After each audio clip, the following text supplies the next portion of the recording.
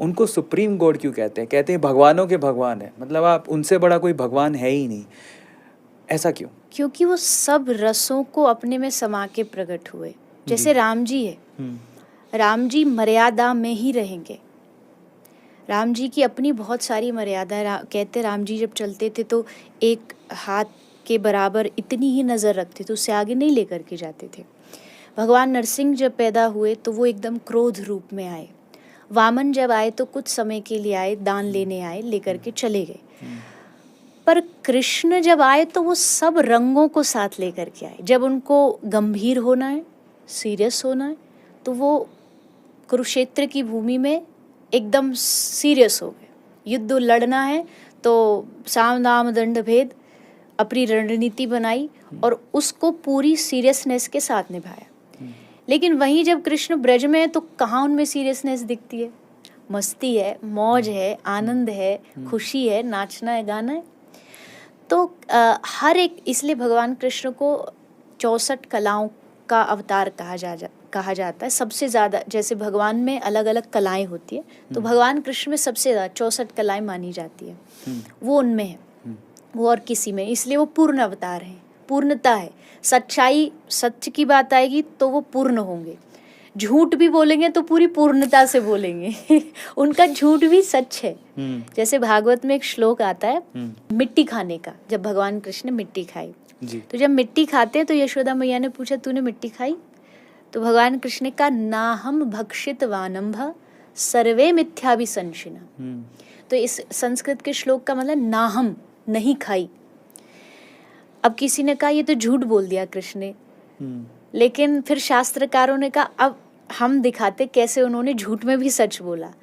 तो संस्कृत में व्याकरण में संधि विच्छेद होता है वर्ड्स का, तो ना को अलग कर दिया। ना अहम भक्षित वानम्भ, मतलब ना मैंने ही मिट्टी खाई। उसका अगर हिंदी ट्रांसलेशन अगर एक भजन से करूँ तो एक भजन सबने सुना होगा, मैया मोरी मैं नहीं माखन खायो। बट उसमें कृष्ण क्या कह रहे हैं? एक तो कह रहे हैं मैं नहीं माखन खायो, एक कह रहे हैं मैया मोरी मैं नहीं माखन खायो। तो वही संस्कृत में है, ना हम भक्षित और ना अहम भक्षितवान, मैंने ही खाई है। तो इसका मतलब कृष्ण के झूठ में भी सच है, क्योंकि कृष्ण है सत्यम परम धीमहि सच्चिदानंद रूपाय। कृष्ण के 3 गुण हैं, सत्य, चिद, आनंद। ये 3 मेन क्वालिटी है श्री कृष्ण की। वो सत्य है, वो चैतन्य रूप है और वो आनंद रूप है। ये भगवान के गुण है। पहला ही गुण है सत्य। तो सत्य कभी झूठ बोल ही नहीं सकता। अगर वो झूठ भी बोल रहा है तो उसके झूठ में भी सत्य छुपा हुआ है। तो ये है कृष्ण। मेरी नज़र में मुझे लगता है सब रंगों को समेटे, 9 रस होते हैं, 9 रसों को समेटे हुए श्री कृष्ण इस धरती पर अवतार लेते हैं। और वो इसलिए लेते हैं क्योंकि उनको लगा ये मनुष्य का मन बहुत चंचल है, इसको कह दिया जाए कि आँख बंद करके बस एक शांत भगवान का ध्यान कर तो भटकेगा। तो मैं इनको कुछ ऐसी लीला देता हूँ जो थोड़ी चुलबुली हो, जिसमें थोड़ा रस हो, थोड़ा हंसी हो, थोड़ा रोना हो। तो ऐसी लीला इनके मन को जल्दी पकड़ेगी। तब भगवान कृष्ण इस पूर्ण अवतार के रूप में आए।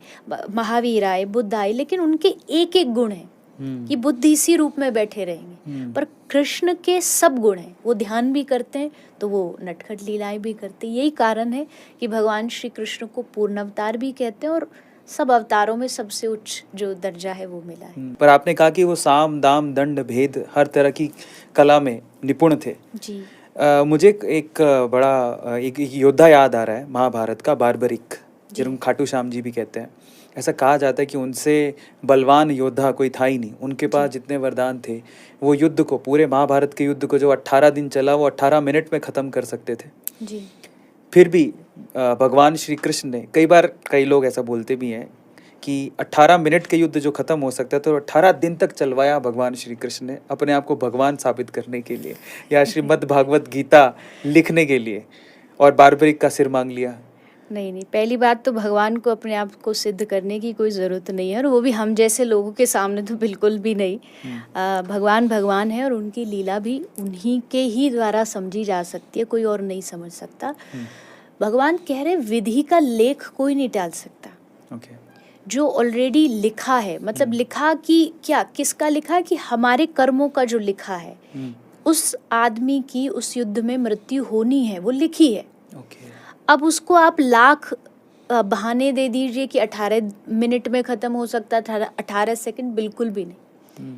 ये हाँ, बर्बरीक बहुत अच्छे योद्धा थे, शास्त्रों में उनका वर्णन आया है, पर ये कहीं तक बात सत्य नहीं है कि उनके द्वारा 18 मिनट में ख़त्म हो जाता और भगवान ने उसको बढ़ाया। नहीं, भगवान तो शांति दूत बन के गए थे दुर्योधन के पास कि तू ये युद्ध मत कर, पर गए थे तब भी वो जानते थे कि ये नहीं मानेगा, पर मैं इसलिए जा रहा हूँ कि कल को ये ना हो कि कृष्ण ने कोशिश नहीं की। कम से कम कोशिश का तो एक होना चाहिए। जो पता था उनको कि ये अभिमानी है, ये घमंडी है, ये मानेगा नहीं, फिर भी भगवान एक बार जा कर के कहते, पर मन उनका पहले से तैयार था कि युद्ध तो होगा। और युद्ध का देखो 2 कारण है। युद्ध हुआ तो जितने आतताई थे, जितने पापी थे, उनका खात्मा भगवान ने किया, क्योंकि उस समय द्वापर का लगभग अंत होना था, क्योंकि श्री कृष्ण आए उसके बाद द्वापर का अंत होके कलयुग की शुरुआत होनी थी। तो कुछ जो अशुद्ध जो आत्माएं थी या गलत जो धारणा वाले लोग थे, उनको भगवान ने पहले खत्म किया। और वो तभी हो सकता था जब युद्ध हो। भगवान कृष्ण ने चाहकर युद्ध करवाया कि युद्ध हो और इसमें ये कौरवों जैसे जो लोग हैं इनका अंत हो। तो मुझे नहीं लगता कि ये कहना बिल्कुल भी उचित है। भगवान को सिद्ध करने की ज़रूरत नहीं, वो परम पिता है, ईश्वरः परमः कृष्ण सच्चिदानंद विग्रह अनादिरादिर गोविंद सर्व कारण कारणम। वो सब कारणों के कारण है। उनके एक पलक झपकने से दुनिया बन जाती है, दुनिया मिट जाती है। उनको अपने आप को सिद्ध करने का कोई शौक नहीं। तो ये निर्धारित था, ये होना था, पांडवों और कौरवों के जीवन में होना था। भगवान को शिक्षा देनी थी कि भैया देखो, युद्ध तुम्हारे जीवन में भी होगा, महाभारत तुम्हारे जीवन में भी होगी, और जब महाभारत हो तो बस ये याद रखना कि कृष्ण को चुनना, तुम सब युद्ध जीत जाओगे। बस निर्णय ये होना चाहिए कि कृष्ण होगा तो सब विजय तुम्हारी।